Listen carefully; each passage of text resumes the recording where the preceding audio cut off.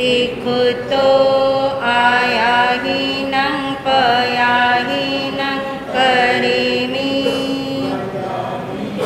नमं सामी सक्कारेमी सम्मानेमी कल्याणं मंगलं देवयं श्रेयं पज्वासामि मथेन वन्दामि देखो तो आया ही नंग पया ही नंग करेमी वन्दामि नमं सामि सक्कारेमि सम्मानेमि कल्याणं मंगलं देवयं चेयं पज्वासामि मथेन वन्दामि नमो अरिहन्ताणं नमो सिद्धाणं नमो आयर्याणं नमो उवजायाणं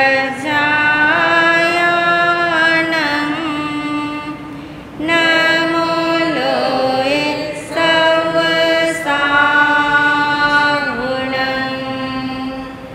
एसो पंचनमोकारो सर्वपावपनाशनो मंगलानं च सर्वेसिं परमं हवै मंगलं मंगलानं च सर्वेसिं परमं हवै मंगलम्।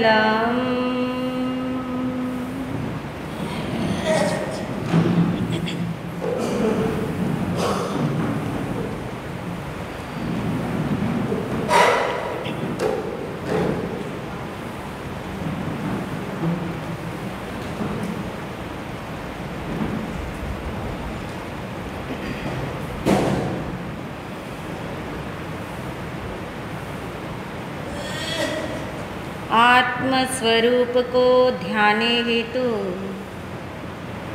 आंखें बंद करें।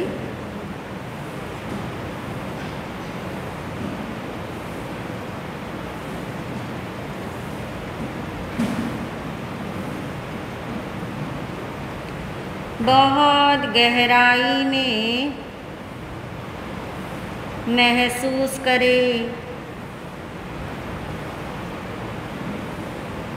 अपने होने का निर्णय पक्का करें।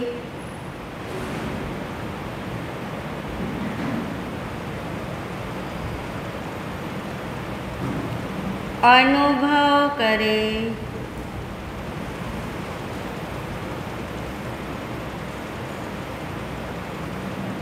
मैं आत्मा हूँ।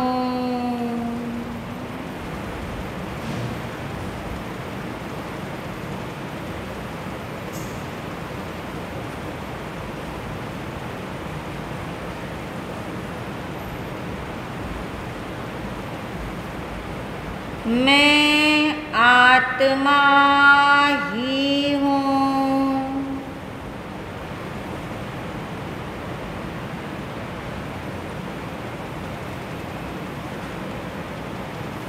आत्मा के अलावा अन्य कुछ भी मैं नहीं हूँ।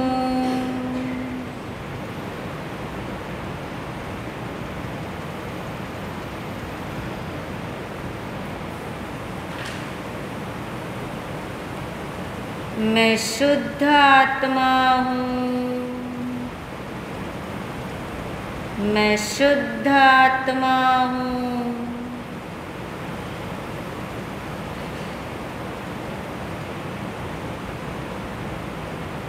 मैं आत्मा सदा ही निर्भय हूँ।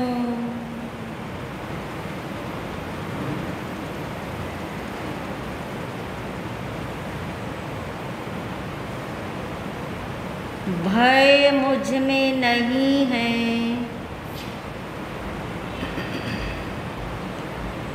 भय मेरा नहीं है। मैं निर्भय स्वरूपी हूँ।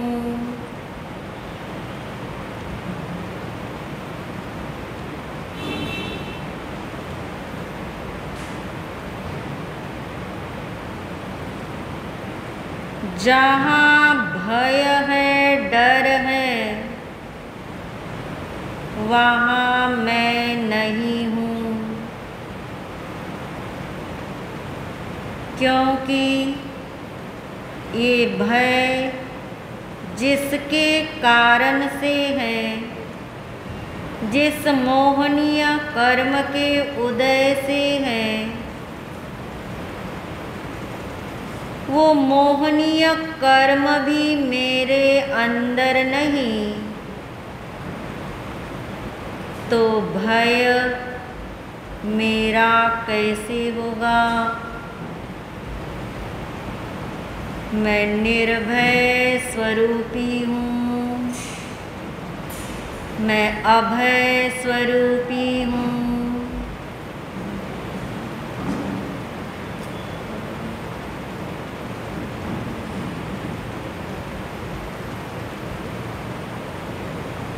अपने निर्भय स्वरूप का एहसास करें।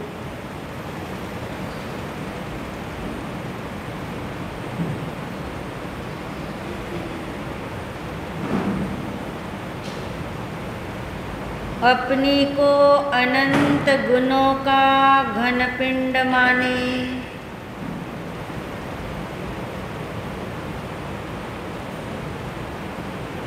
मैं आत्मा अपने ही आत्म प्रदेशों में रहता हूँ।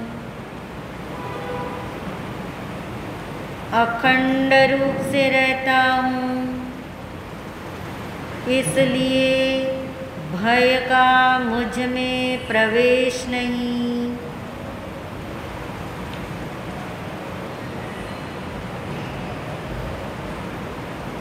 भय मेरा नहीं, वो मेरा स्वरूप नहीं।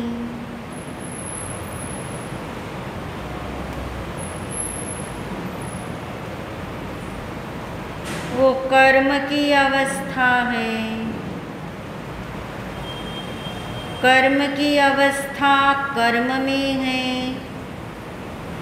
मुझ में तो अनंत गुणों की सत्ता है, इसलिए मैं निर्भय स्वरूपी हूँ।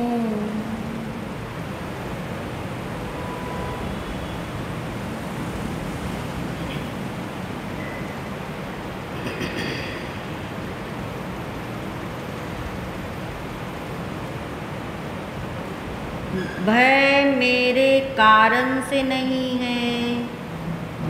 मैं उसका कर्ता नहीं हूँ।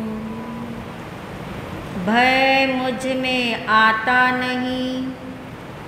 जहाँ भय है वहाँ मैं जाता नहीं। मैं अपने ही आत्म प्रदेशों में हूँ।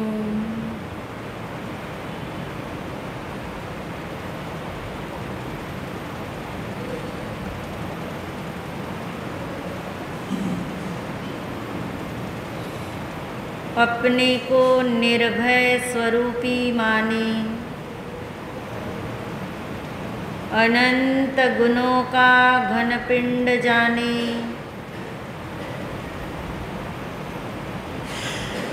कर्म और कर्म की अवस्था अपने से न्यारी देखे।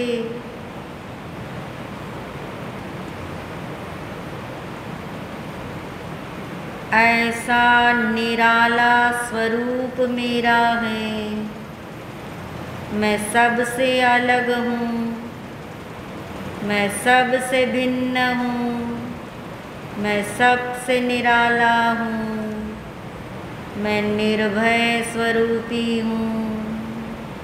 मैं अभय स्वरूपी हूँ। इस भाव से अपने को बारंबार भावित करे, भासित करे।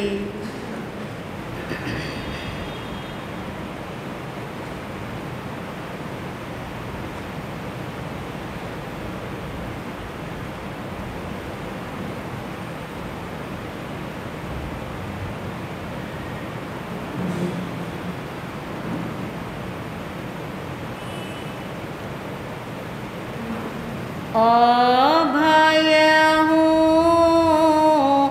अमृत हूँ। अभय हूँ, अमृत हूँ। मैं तो निर्भय स्वरूपी हूँ। मैं तो निर्भय स्वरूपी हूँ। अभय हूँ, अमृत हूँ। अभय हूँ, अमृत हूँ। मैं तो निर्भय स्वरूपी हूँ। मैं तो निर्भय स्वरूपी हूँ।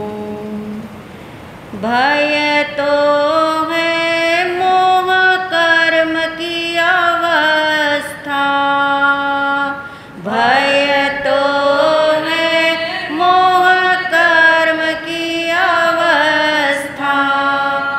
कर्मोदय से मेरा नहीं वास्ता। कर्मोदय से मेरा नहीं वास्ता। जहाँ भय है वहाँ मैं नहीं हूँ। जहाँ भय है वहाँ मैं नहीं हूँ। मैं तो निर्भय स्वरूपी हूँ। मैं तो निर्भय स्वरूपी हूँ। मैं तो निर्भय स्वरूपी हूँ।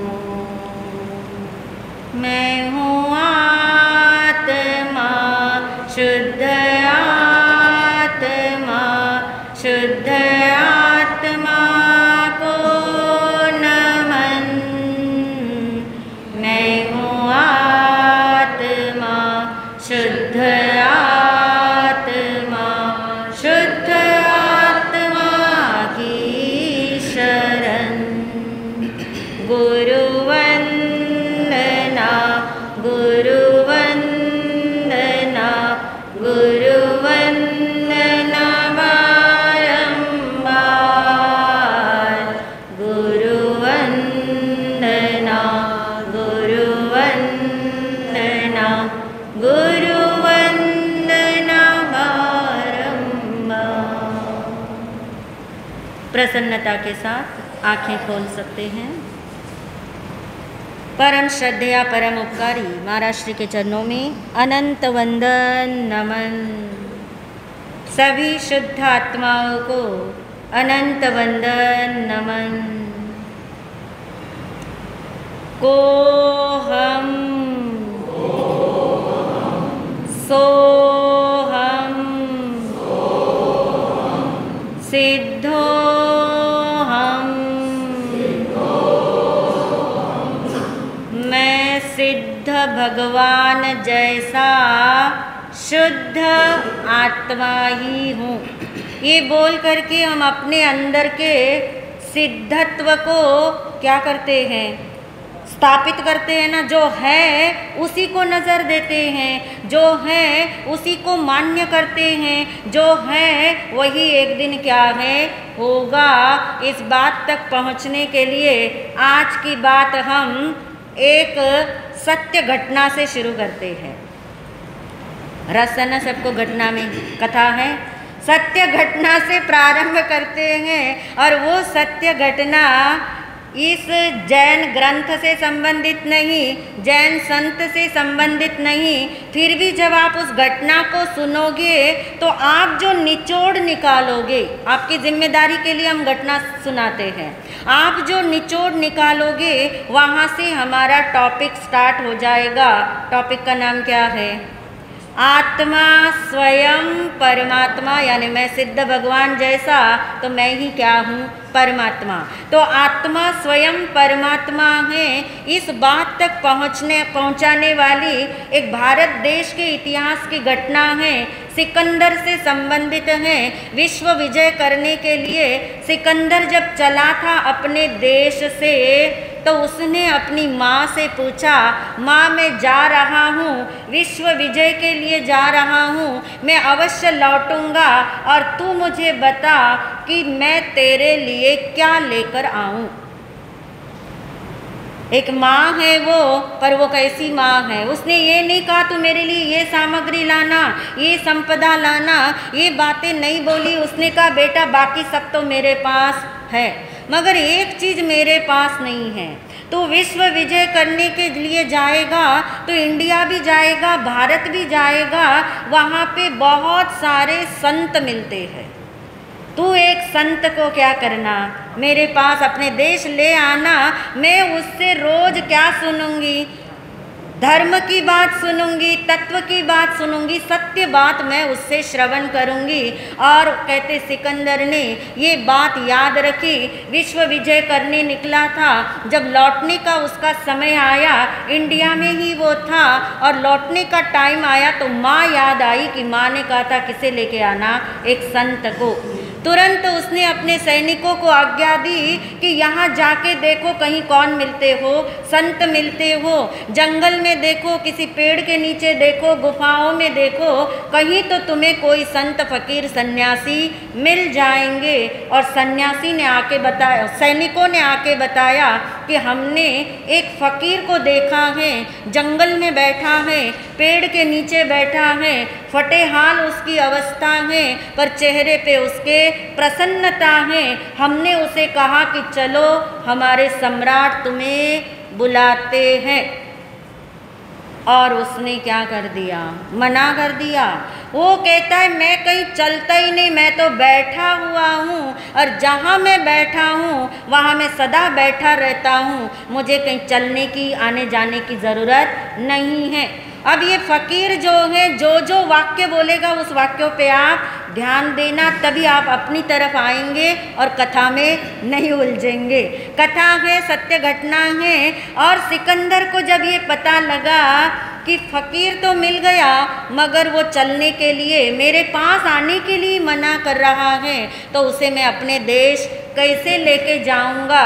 उसने सैनिकों को कहा कोई बात नहीं, तुम मुझे लेके चलो।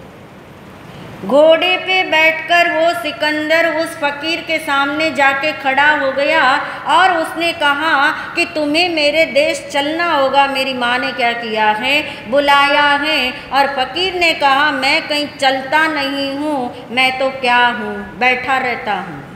उसने कहा तुम्हें बैठना ही है तो तू कहाँ बैठ जा, मेरे देश में बैठ जा, तेरा हाल भी सुधर जाएगा, तेरी चाल भी सुधर जाएगी, तेरी बोली भी सुधर जाएगी। तू बोल क्या रहा है? कैसी अटपटी बात बोलता है? हम तुझे महलों में रखेंगे, ऐसा सब कुछ संपदा सामग्री देंगे। मगर उसने कहा मैंने कह दिया मैं नहीं चलूँगा। अब क्या था? उस सिकंदर को ना सुनने की तो आदत ही नहीं थी। उसने अपनी आवाज़ रेज की, नहीं चलोगे तुम, पक्की बात है तो तुमने देखा कि मैं कौन हूँ। मैं विश्व विजेता सिकंदर हूँ, मेरे हाथ में तलवार देखो। तलवार उसने खींच ली। यदि तुम सीधे ढंग से नहीं चलोगे तो मैं तुम्हारे क्या कर दूँगा? इस तलवार से तुम्हारा सिर जो है वो धड़ से क्या कर दूँगा? अलग कर दूँगा। और फकीर मुस्कुराने लगे, घबराए ही नहीं। सिकंदर सोच रहा है ये घबराता भी नहीं, ये क्या कर रहा है? मुस्कुरा रहा है। और गुस्सा आया सिकंदर को। उसने कहा तुम क्यों मुस्कुराते हो? और फकीर ने कहा कि जिसके तू दो टुकड़े करना चाहता है वो तो मैं हूँ और जो मैं हूँ उसके तू टुकड़े। अब उसे तो बड़ी अटपटी बात लगती है ये, आपको तो नहीं लगती, आपको तो पता है ना, आपको स्वरूप का पता, आपको आत्मा का पता, उसे तो कुछ भी नहीं पता इस बात का। तो उसने कहा तू क्या बकवास करता है, क्या अटपटी बात करता है, इसका मतलब तुझे पता नहीं है। अभी मैं तेरे सिर पे क्या रखता हूँ, तेरे गर्दन पे ये तलवार रखता हूँ। और सचमुच उसने क्या रख दी, तलवार रख दी फकीर के गर्दन के ऊपर। और अब उसे बोलता है कि चलेगा कि नहीं चलेगा, नहीं तो मैं तुझे क्या कर दूंगा, तेरे 2 टुकड़े कर दूंगा। और तब फकीर ने कहा कि तू मेरे 2 टुकड़े करेगा, तब तू क्या करेगा, जब मेरे 2 टुकड़े हो रहे होंगे तब तू क्या करेगा। उसने कहा मैं घोड़े पे बैठा हुआ मजे से देखूंगा कि तुम्हारे क्या हो रहे हैं 2 टुकड़े। संत ने, उस फकीर ने कहा यही काम मैं करूंगा। कौन सा वाला, मैं भी देखूंगा। जितनी दूरी से तुम देखोगे उतनी ही दूरी से मैं देखूंगा। जैसे तुम देखोगे कि इस फकीर के शरीर से क्या हो रही है, गर्दन इस धड़ से अलग हो रही है, ऐसे ही मैं देखूंगा कि इस फकीर की क्या हो रही है, गर्दन अलग हो रही है। मगर जो मैं हूँ उसके टुकड़े होते नहीं हैं। और अब सिकंदर को लगा कुछ बात में क्या है, दम है। अभी तक बात उसे उड़ती पुड़ती बकवास की तरह लग रही थी, अब उसे लगा कि सत्य है जो ये बात कह रहा है कि जितनी दूर से ये देखेगा उतनी दूर से ये भी देखेगा। इसका मतलब ये कुछ और है और मैं जिसे ये समझ रहा हूँ ये कुछ और है। और जो आपको समझ में आया वो कुछ और है। क्या समझ में आया आपको? कथा में आगे नहीं चलाऊंगी, मैं यहीं रोकूंगी, अपना पर्पस यहीं सॉल्व हो रहा है। क्या समझ आया आपको? हाँ, यानी आत्मा अपने ही आत्म प्रदेशों में रहता है। नंबर 1, आत्मा के कभी भी किसी के छेदन भेदन करने से, तलवार चलाने से टुकड़े टुकड़े किसके होंगे? शरीर के होंगे, अपने टुकड़े होने वाले नहीं हैं। ये क्या है? ये अखंडता की श्रद्धा है, ये अखंडता का बल है। यदि और कुछ भी नहीं पता लगा, हमारे जीवन में तो ऐसा होने वाला नहीं है कि कोई आके ऐसी टॉक्स करेगा आपके साथ। मगर याद रखना, जब ये शरीर आपका साथ छोड़ने को होगा, जब मरने की घड़ी होगी, जब अंतिम समय होगा, जब बीमारी की अवस्था होगी, तब क्या याद आना चाहिए? जो बीमार पड़ता है, जो यहाँ रह जाता है, जिसका छिद्र छिद्र क्या होगा? अलग हो जाएगा, परमाणु परमाणु बिखर जाएगा, ये जल जाएगा, ये सड़ जाएगा। मगर मैं आत्मा अपने ही आत्म प्रदेशों में अखंड रूप से रहूँगा। अभी अंदर में फीड करोगे तो कब याद आएगा? अंतिम समय। कौन सा अंतिम समय किसका है पता नहीं, कब किसके लिए क्या होना है मालूम नहीं। मगर ये अंदर में बल लाओ, इसकी निष्ठा लाओ, यही मेरा है। क्योंकि ऐसा ही सिद्ध भगवान का स्वरूप है, वैसा ही स्वरूप मेरा है। अनंत गुणों के घनपिंड सिद्ध भगवान है, मैं भी वैसा की वैसा अनंत गुणों का घनपिंड कहाँ रहता हूँ? अपने आत्म प्रदेशों में। मेरे आत्म प्रदेश कैसे हैं? अखंड हैं, यानी घटते बढ़ते नहीं हैं, टुकड़े टुकड़े होते नहीं हैं। क्यों नहीं होते? देखिए, हर चीज़ का क्यों पता होना चाहिए।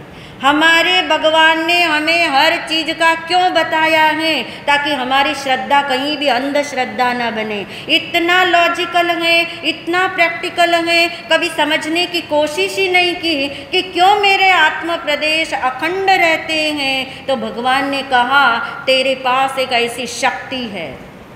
अभी तक तो गुण की बात करी, प्रदेशों की बात करी, अब किसकी बात कर रहे? शक्ति। शक्ति में तो सबको इंटरेस्ट है। बल।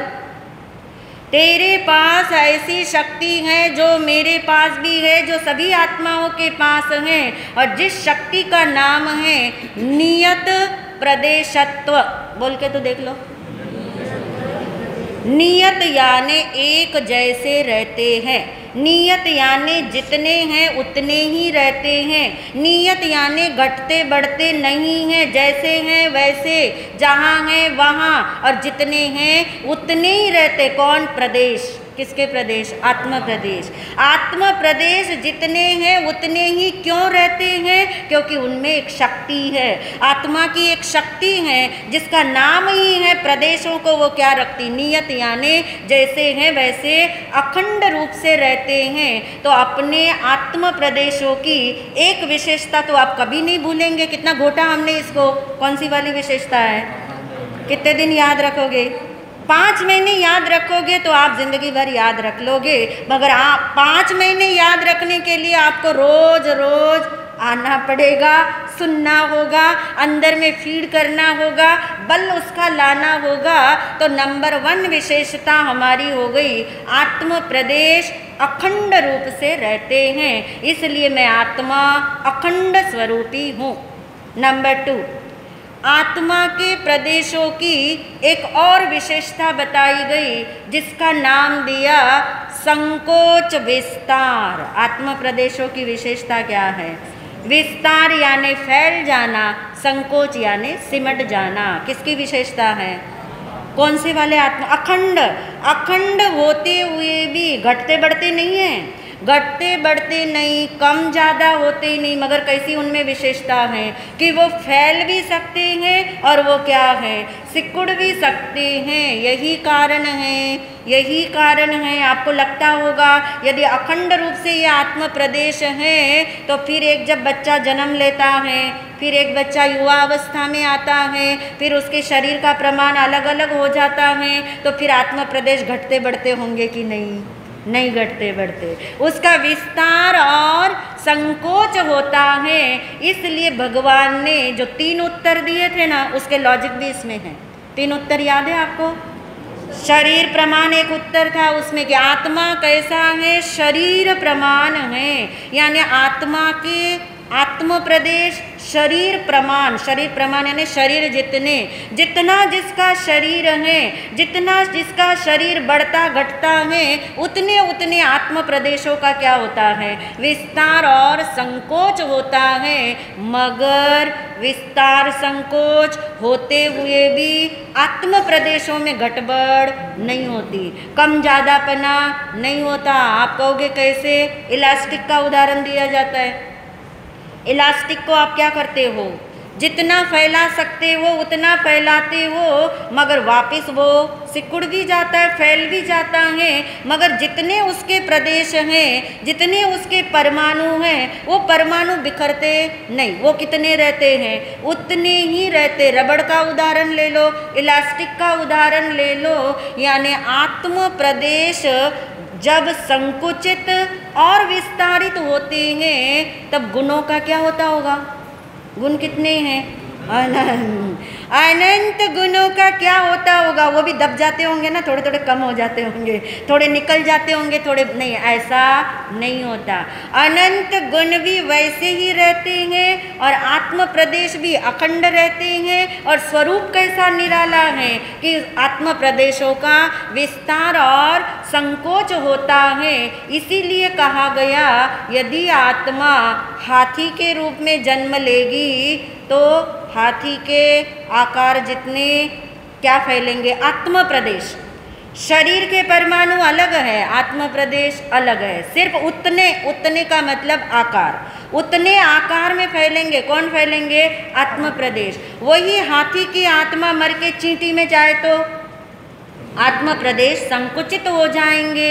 मगर याद रखिए अनंत गुण भी घटबड़ नहीं होंगे और न कम ज़्यादा आत्म प्रदेश होंगे। और एक इजी उदाहरण लेते तो पक्का हो जाएगा। जैसे कोई भी एक नोट ले लीजिए, 500 की नोट ले लीजिए। 500 की नोट आपके हाथ में है, फैली हुई है, बिल्कुल कड़क है एकदम से। आप सबको दिखाते हो कि ये कितनी नोट है? 500 की नोट है। फिर आपने उसको क्या कर दिया? मोड़ दिया, डबल कर दिया, तय कर दी 2 उसकी। अब वो 250 की हो गई। नहीं, कितना भरोसा है आपको? वो 500 की रहेगी, वो 250 की नहीं होती। यानी उसका आपने क्या कर दिया? संकोच। फिर 2 फोल्ड कर दो उसको, पहले 2 किए थे और 2 कर दिए, 4 फोल्ड हो गए। 4 फोल्ड हो गए तो क्या जो वो 500 की नोट का जितना आकार था उतना ही रहेगा या थोड़ा सा कम हो जाएगा, घट जाएगा? उतना ही। भले वो आपको कैसा दिख रहा है इस समय, 4 फोल्ड में दिख रहा है, छोटा दिख रहा है। बच्चे होते तो 8 फोल्ड भी कर लेते हैं। 8 फोल्ड कर दे और वो चले जाए कोई सामान खरीदने और वो छोटा सा टुकड़ा दिखा दे 500 रुपये के नोट का फोल्ड किया हुआ, तो कोई भी दुकानदार क्या उस बच्चे को भी ये कहेगा कि नहीं ये तो 10 पैसे है? नहीं कहता ना। क्यों? उसकी वैल्यू नहीं घटी, उसका मूल्य भी नहीं घटा। और यदि आप उसको खोल दोगे तो वापस वो कैसी है, जितनी है जैसी है वैसी हो जाएगी। ऐसे ही आत्म प्रदेश हैं जो क्या करते हैं? फैलते, विस्तारित भी होते हैं और संकुचित भी होते हैं, मगर न उनके अनंत गुणों में गड़बड़ होती है और न उनके प्रदेशों के अंदर कोई कम ज़्यादापना आता है। ये कौन सी विशेषता है? दूसरी। इसलिए आत्मा कहाँ है तो शरीर प्रमाण कहाँ, उसका ये बात है। अब आप सोच रहे होंगे यदि इस आत्मा के प्रदेश फैलने लग जाए, आत्म प्रदेश फैलने लग जाए तो शरीर तक ही सीमित रहेंगे या और भी बाहर निकल सकते हैं, और भी बाहर फैल सकते हैं?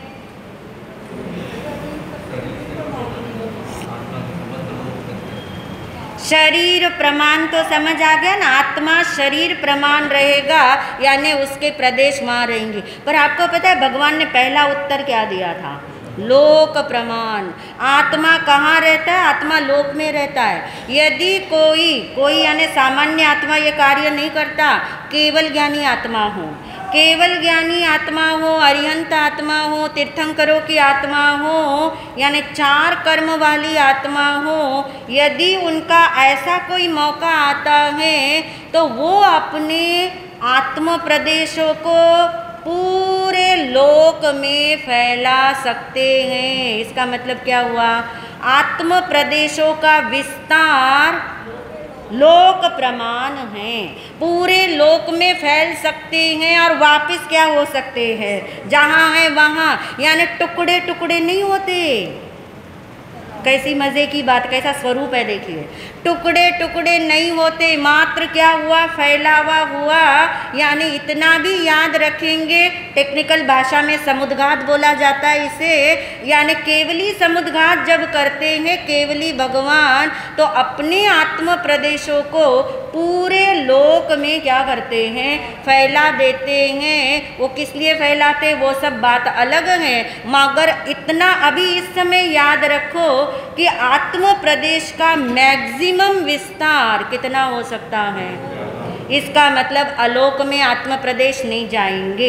इसका मतलब ये हुआ कि लोक प्रमाण आत्मा है। ये जो उत्तर दिया उसका भी लॉजिक इसमें आ गया कि आत्म प्रदेश फैल सकते हैं लोक प्रमाण, आत्म प्रदेश फैल सकते हैं शरीर प्रमाण, फिर भी आत्म प्रदेश तो कहाँ रहते हैं? अपने में ही रहते हैं। लोक प्रमाण फैल करके भी, इसका मतलब ये मत समझना कि कोई अपने आत्म प्रदेश दूसरे के आत्म प्रदेश में डालता होगा, ये मत समझना। रहते कहाँ हैं? अपने में ही रहते हैं। यानी इतनी बड़ी बात नहीं समझ आएगी, पर एक बात आपको समझ आएगी। सबने देखा होगा ऐसा नज़ारा अपने घर में या सुना होगा। कभी आपको पता है छिपकली होती है और वो छिपकली दरवाजे के अंदर आ जाती कई बार अनजान अवस्था में, और आपको पता नहीं लगता क्योंकि बीच में होती ना वो, इन बिटवीन आपको देखने को नहीं मिली, और एकदम से उसकी पूंछ कट जाती है। देखा है कभी ऐसा? कभी वो दीवार पे भी होती है, उसकी पूंछ कटी हुई आप देखते, और तब आपने देखा है ना अशोक जी, पूंछ क्या कर रही? हिल रही। छिपकली भी जिंदा है, वो छिपकली ऊपर मान लीजिए छत पे हैं, खंबे पे हैं, दरवाजे पे हैं, और वो पूंछ कहाँ है? नीचे है, फर्श पे। और कई बार आपने देखा होगा पूंछ भी हिल रही है थोड़ी देर के लिए, थोड़ी देर के लिए पूंछ हिलती है और छिपकली भी जिंदा है। कई बार आप देखते हो और गौर से देखा हो तो वो छिपकली बराबर किसको देख रही होती है? अपनी पूंछ की तरफ उसकी आंखें होती हैं, और कुछ देर में वो पूंछ का हिलना फिर क्या होता है? बंद हो जाता है।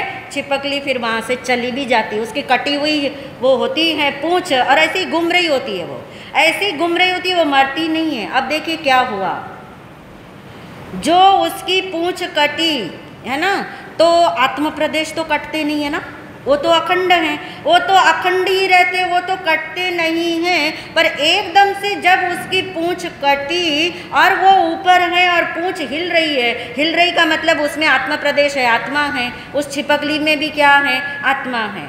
अब देखिए आत्म प्रदेश हमें आँखों से दिखाई नहीं देते, जैसे आत्मा के अनंत गुण भी हमें आँखों से दिखते नहीं, आत्मा के प्रदेश भी इन आँखों से हमें दिखते नहीं, तो हमें समझ नहीं आता। मगर जहाँ वो पूंछ है और जहाँ वो छिपकली है, दोनों जब हिल रहे हैं तो इन बिटवीन उनके आत्म प्रदेश क्या है? फैले हुए हैं। कितनी देर तक फैले रहते? बहुत थोड़ी देर तक रहते हैं। और फिर वो छिपकली क्या कर रही होती है? अपने आत्म प्रदेशों को समेट रही होती। जैसे वो अपने आत्म प्रदेशों को समेट लेती है कि वो हिलना, पूंछ का हिलना बंद। ये तो प्रत्यक्ष है ना उदाहरण। वो समुद्घात वाला तो वो भगवान का उदाहरण है, सबके लिए नहीं। पर इससे क्या पता लगा आपको कि आत्म प्रदेश दिखते नहीं आंखों से, नंबर 1, मगर होते हैं विस्तार। विस्तार समझ आया कि वो छिपकली जहाँ थी, वो पूंछ जहाँ थी, इन बिटवीन जितनी जगह थी उसमें उसके क्या थे? आत्म प्रदेश फैले हुए थे, और धीरे धीरे उसने अपने आत्म प्रदेशों को समेट लिया। यहाँ तक समझ आ गया? पक्का निर्णय हो गया नंबर 2 वाला कि आत्म प्रदेशों का संकोच और विस्तार होता है, तथापि आत्म प्रदेश अखंड रहते हैं। आत्म प्रदेश इन आँखों से दिखाई देते नहीं हैं। और एक लास्ट विशेषता रह गई जो बहुत अमेजिंग है। क्यों हम इसको इतना खोल के समझ रहे हैं? क्योंकि आप सुनने को तैयार है ना, सुनने को तैयार। अब आपकी प्यास जागी हुई है कि क्या स्ट्रक्चर है आत्मा का, क्या होता है आत्मा, क्या है सिद्ध भगवान के पास, क्या नहीं है मेरे पास। तो अब आप देखिए, मेरा में हमने 2 वाक्य चलाए थे, फिर से आज दोहरा लेते हैं। मेरा क्या है? जो मेरे पास त्रिकाल रहता है वो मेरा है। तो नंबर 1 पे हमने चर्चा शुरू की थी कि अनंत गुण किसके हैं? मेरे हैं। अनंत गुणों का घनपिंड मैं हूँ। और अनंत गुणों का घनपिंड ये आत्मा जहाँ रहता है, लोक प्रमाण रहे, शरीर प्रमाण रहे, आत्म प्रदेशों में ही रहता है। और ये अपने आत्म प्रदेश कितने हैं? अगर संख्या जानने का मन करे, क्योंकि गुणों की संख्या तो आपने जान ली, कितने हैं? अनंत। अनंत अनंत गुण जिन आत्म प्रदेशों पे रहते हैं, भले संकोच विस्तार का उनका क्या है? स्वभाव है, मगर ये आत्म प्रदेश गिनती में कितने हैं? गिनती तो पता लगनी चाहिए ना। गिनती में तो कितना रस है हमें गिनती पता लगनी चाहिए, और पता आप सबको होगी, शायद होगी। आत्म प्रदेश अनंत है या नहीं? क्योंकि गुण तो अनंत हैं, आत्म प्रदेश अनंत नहीं है। तो फिर क्या आत्म प्रदेशों को गिना जा सकेगा? नहीं गिना जा सकता, यानी वो संख्यात भी नहीं है। 3 गिनती हमने बताई थी ना आपको जैनिज्म की, संख्यात, असंख्यात, अनंत। अनंत तो कौन है? गुण है। संख्यात वो होते जो गिने जाते, जिनकी संख्या होती है। आत्म प्रदेश संख्यात भी नहीं, अनंत भी नहीं। कितने हैं? आत्म प्रदेश असंख्यात होते हुए भी अखंड हैं। अब असंख्यात का मतलब एक आया, दूसरा आया, फिर एक दूसरा जुड़ा, तीसरा जुड़ा, चौथा, ऐसे नहीं है। इसलिए हमने पहली विशेषता बताई, अखंड है, बिल्कुल अखंड है। तो फिर असंख्यात क्यों कह रहे हैं? ये सोच के आना। अगर अखंड है तो गिनती बताने की कहाँ जरूरत है, चीज ही अखंड है। गिनती बताने का लॉजिक क्या है, क्यों बताई जा रही गिनती, उसे भी समझेंगे हम। और एक बहुत सुंदर व्यवस्था समझेंगे कि गुण अनंत है, प्रदेश असंख्यात है। ये अनंत अनंत गुण असंख्यात प्रदेशों में रहते कैसे होंगे, ये जब पता लगेगा तब आपको आंख बंद करते ही अपना स्ट्रक्चर दिखने लग जाएगा। आंख बंद करके अभी तक क्या दिखता था, अंधेरा। अब अंधेरा नहीं दिखेगा। आंख बंद करके सांसों पे अटकते थे, आंख बंद करके चक्रों में ढूंढते थे, यहाँ से प्रवेश करे तो आत्मा मिलेगा, यहाँ आज्ञा चक्र पे, अरे कहीं आत्मा नहीं है। आत्मा कहाँ है, अपने आत्म प्रदेशों में है। और वो आत्म प्रदेश खाली खम नहीं है, वो कैसे अनंत गुणों से भरे हैं, कौन से आत्म प्रदेशों में कौन सा गुण रहता है, ये जब समझ में आएगा तब आपको पूरा आत्मा का स्वरूप समझने के लिए भूमिका तैयार होगी। अभी समझ नहीं आया, अभी भूमिका तैयार होगी, आगे देखेंगे। ओम शांति।